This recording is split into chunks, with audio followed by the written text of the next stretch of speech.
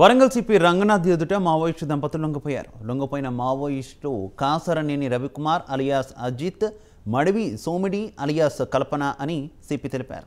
లొంగిపోవడంతో రవికుమార్పై ఉన్న 5 లక్షలు, సోమిడిపై ఉన్న 4 లక్షల రివార్డును వాళ్లకే ఇస్తామన్నారు.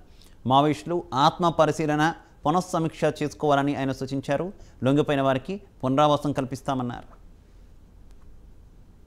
ఇతను వచ్చేసి డీసీఎంగా ఉన్నారు అండ్ అట్లనే మనుగురు ఎల్ఓసి కమాండర్ మావోయిస్ట్ పార్టీగా పనిచేసి ఇప్పుడు లొంగిపోతున్నారు. ప్లస్ అట్లనే మడివి సోమిడి అలియాస్ కల్పన, ఈమె గుత్తికోయ బత్తినపల్లి గ్రామం చెర్ల మండలం అక్కడ. సో ఈమె పాల్వంచ ఏరియా కమిటీ మెంబర్ మరియు మనుగురు ఎల్ఓఎస్ డిప్యూటీ కమాండర్గా ఉన్నారు. సో ఈమె కూడా లొంగిపోతున్నారు అన్నమాట.